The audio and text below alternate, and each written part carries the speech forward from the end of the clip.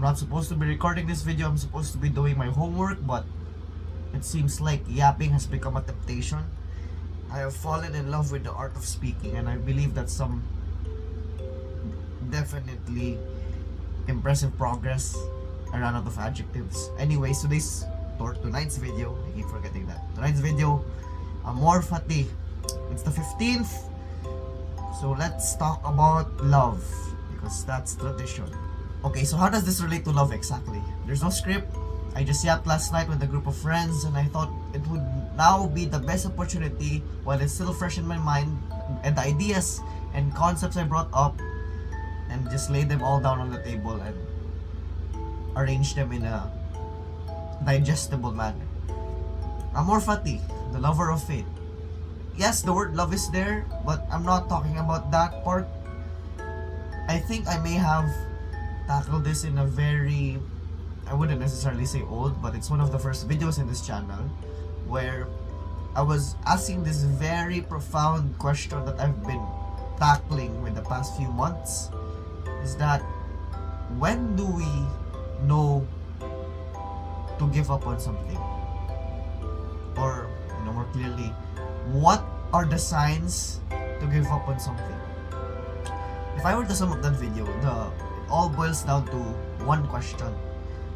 How do we know if that thing we've deeply immersed ourselves in, where we put so much work into, when that thing is seemingly being taken away from us by the world? How do we know if the world is merely testing us, or the world or the universe or reality or God or whatever may float your boat is telling you that this thing, it's not for you? And in a more Gen Z manner, well, not really Gen Z, it doesn't even sound like brain rot, the phrase "it is what it is," this has been floating around in media quite a lot recently. I do not know exactly when it started, but it's a phrase that a lot of people around me have been throwing around. And to me, my thoughts on it and how I would relate it to this Amor Fati thing, people just use that phrase as an excuse that they gave up on something. One of my friends last night, when I brought this up to her, she laid out this example of, as simple as failing an exam. Of course, I wouldn't be exempt to this. A lot of people would just say once they fail an exam, they see the scores, and they utter to themselves, "It is what it is. It's done. It's all done. It's the past. You've failed. Just make a comeback during the finals or the midterms or whatever." But some people use that phrase, whether it be "it is what it is, there's nothing we can do," or the Japanese version "shogunai," or in a more philosophical idea, Amor Fati, like accepting your fate because it happened and therefore you can't do anything about it. I find it as some sort of escape for people who can't fight. And yes, there is a counter argument to this. There will always be the other side of the coin. Too much of anything will always be harmful. Of course, when you fight for things too much, when you over exert effort and time towards something, there's also the matter of the backwards law. What I'm trying to say is, when can we actually embrace "it is what it is"? When do we know that we have the right to finally say "it is what it is"? What is the threshold? Is there like some sort of barrier that you have to ascend or exceed to finally say, "Yes, it's over. I can give up on this thing now"?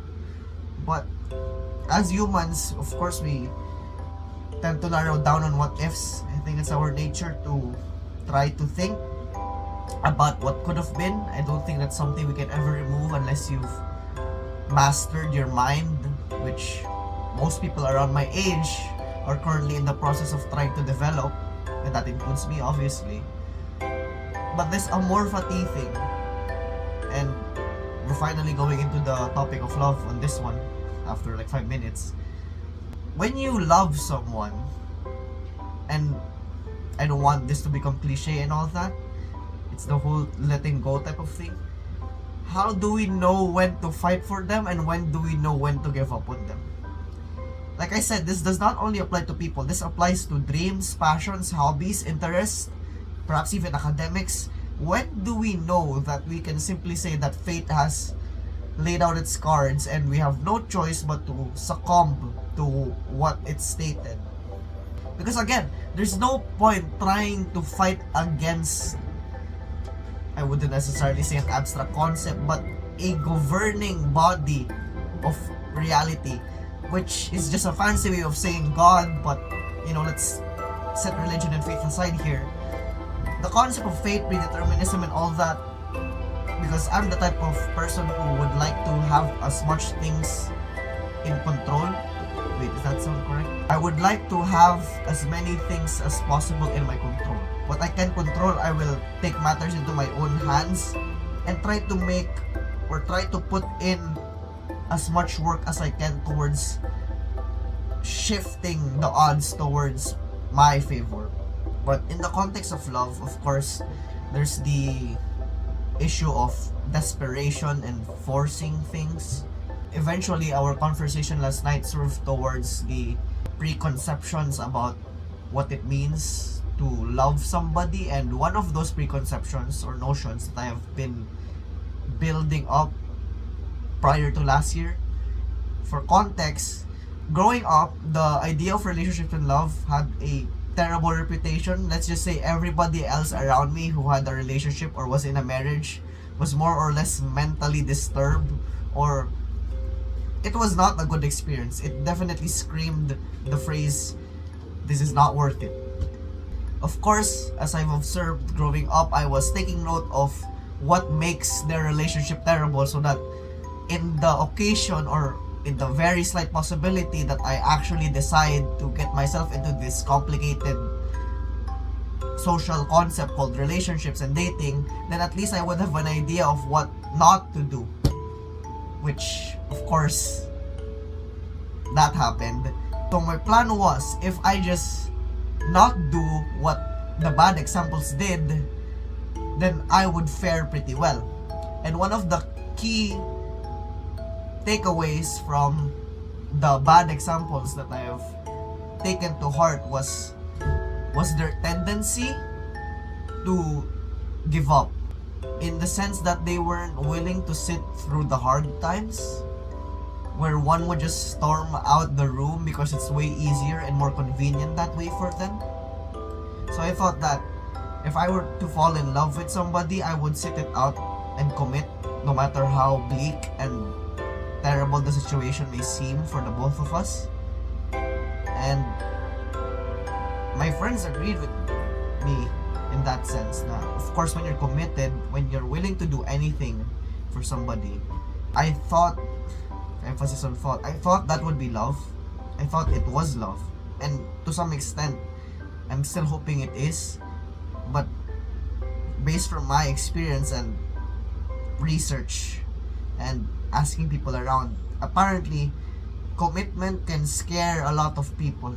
Not commitment in terms of relationship, because that's a completely separate and very common issue in our media nowadays, but commitment in terms of, I am willing to stick out with you no matter what, and I'm willing to give everything away for you. And saying it out loud now, it just makes sense that this scares people, like a lot.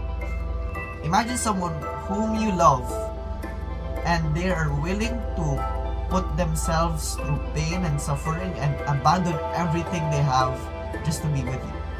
If you were to tell me that, like back then, I would find that to be very romantic. That's dedication, that's resolve, and that's love.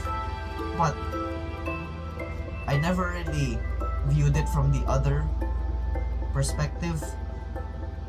For someone to love me so much that they'd be willing to throw everything away that they have, there's a sense of guilt and remorse. I wouldn't necessarily say remorse, I don't know the noun for this, but you do kind of feel responsible for this person's inevitable pain, because you made them choose.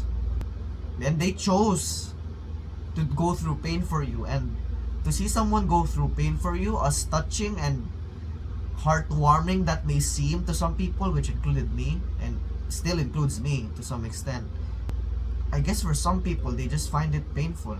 And I understand that now. Forcing things and dedication has a very fine line.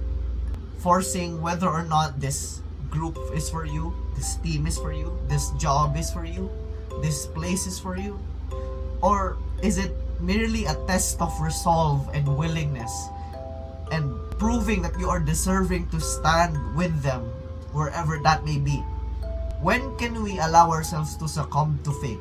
When people take it is what it is and we more to the extreme, I see it as a metaphorical suicide to some extent.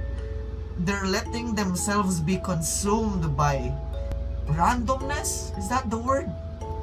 I wouldn't necessarily say carefree, because carefree people are different, but that is a factor. Being incredibly carefree, that whenever you lose something or you are at the risk of losing something, you won't even care about fighting for that thing because, well, it's fate. And you're so unlucky, and that is a sign that you should let go and you should give up. But why?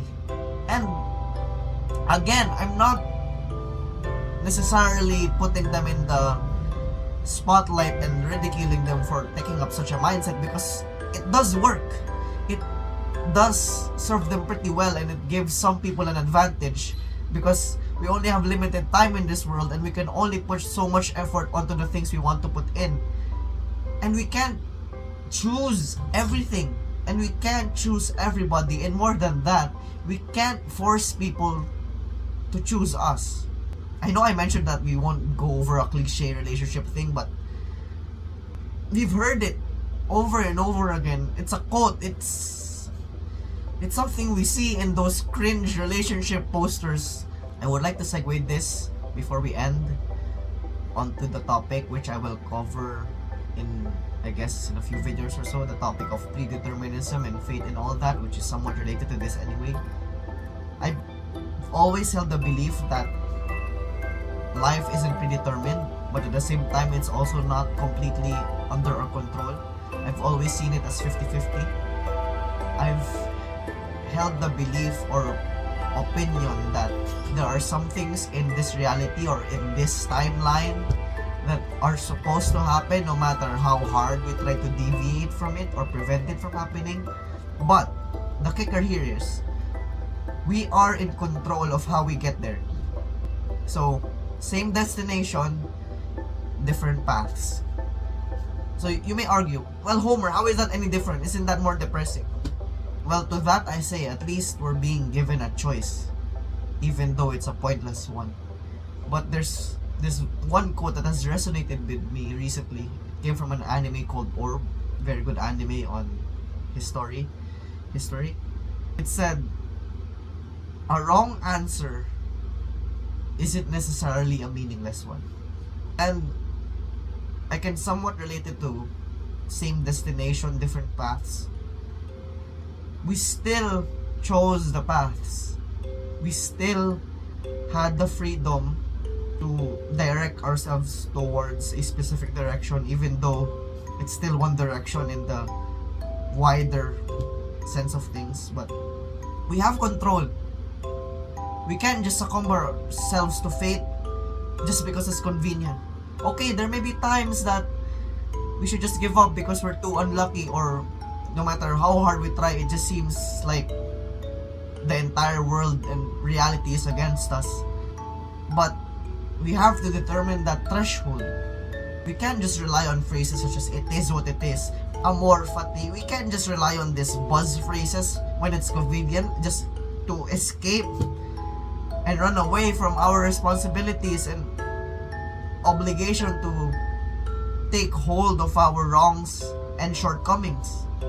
And I think some people are afraid to just admit that they messed up, so they rely on these mindsets or mental frameworks or philosophical phrases or whatever to distract themselves from what they're supposed to be actually facing. Am My grammar is all over the place tonight. I'm very sorry. So I guess that's it for me tonight. Peace. Stay well, my friends. Stay well. Don't die.